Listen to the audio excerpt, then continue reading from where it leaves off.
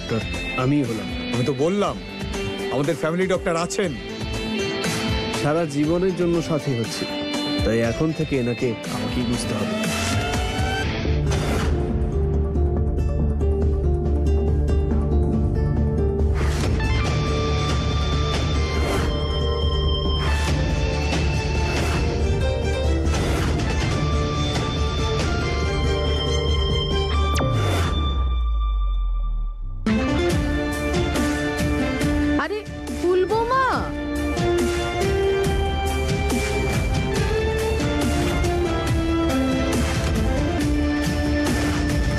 শোভন দাদু ভাই, ফুল বৌমার পছন্দ অপছন্দ তুমি তো ভালো করে জানো, তাই না? তাহলে ফুল বৌমার আশীর্বাদের প্রস্তুতি তুমি নাও না।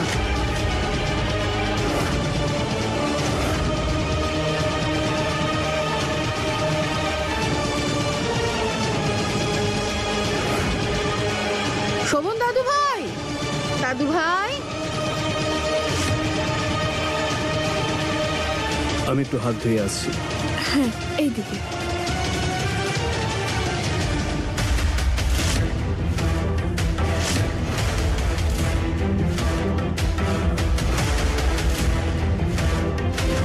এবার তো মিষ্টি মুখ করতেই হবে।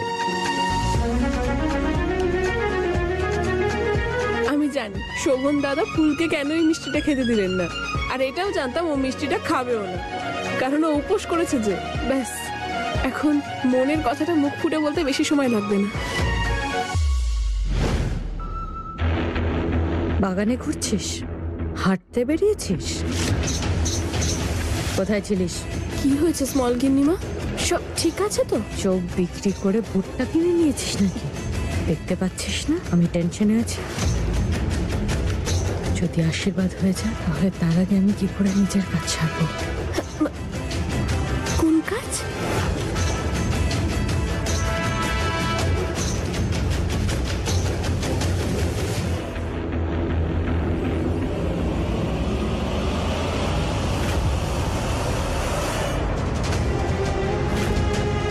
ফুল বৌমা আর অঙ্কুশ একে অপরকে আংটি পরিয়ে একটা সম্পর্কে বাধা পড়বে।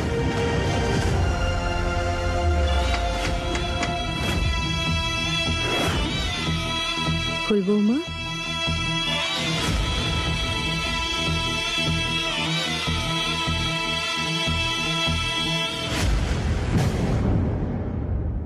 একেই বলে ভাগ্য। একটা ভাঙতে না ভাঙতেই সঙ্গে সঙ্গে মা ঠাকুরন একটা সুন্দর সম্বন্ধ এনে দিল তোমার জন্য। আরে শোভন বাবা তো তোমার আশীর্বাদে সব প্রস্তুতি নিচ্ছে। সত্যি খুব কম মেয়েরা এত সৌভাগ্যবতী হয় যাদের জীবন দ্বিতীয় সুযোগ দেয়। কিন্তু এখন আমাদের শোভন বাবারও নিজের জীবন বাঁচার সম্পূর্ণ অধিকার পাওয়া উচিত।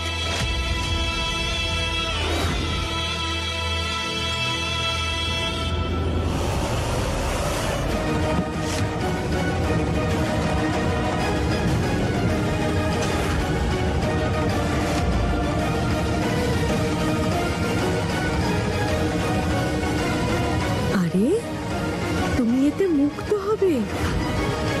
তোমার ভবিষ্যতের আসন্ন সব রকম আনন্দের গ্যারেন্টির কাগজ এটা। তোমার আর শোভন বাবার আইনত আলাদা হওয়ার সমস্ত কাগজ।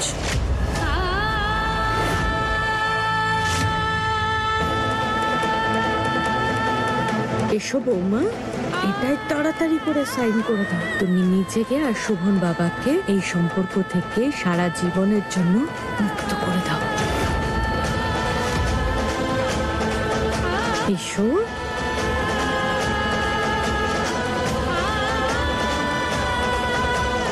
এই না,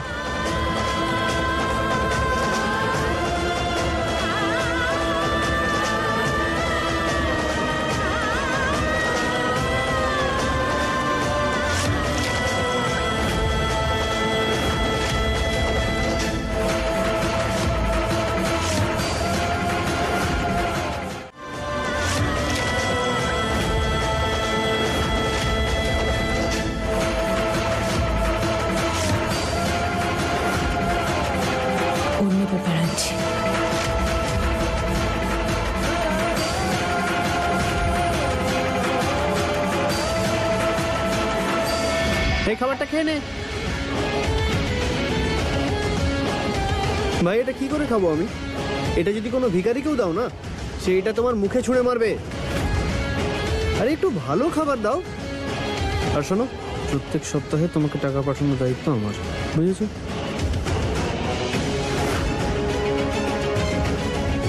শোনো, নিয়ে যাও।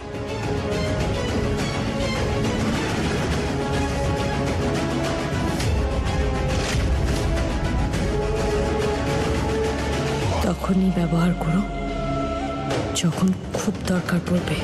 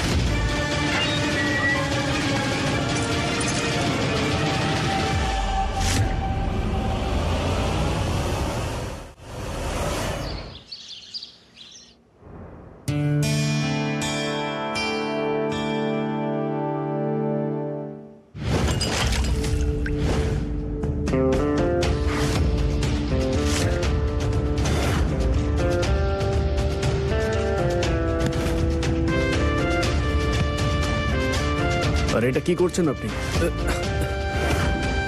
যদি কালকের দিনটা তুমি দেখতে চাও তাহলে এখনই যাও ঠাম্মার কাছে আর গিয়ে বলো কোনো বিয়েটি আমি করতে চাই না।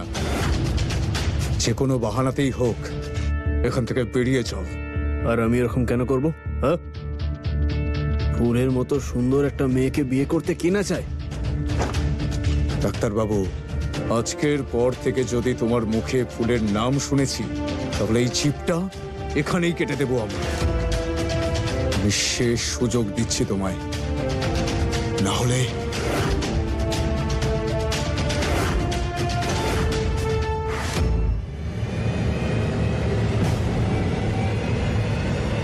মনে থাকে যেন।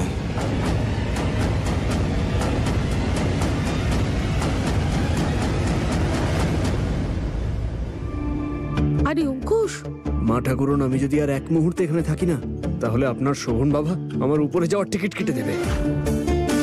এটা আপনি কি করাচ্ছেন আমাকে দিয়ে? শোভন দাদু ভাই তোমাকে হুমকি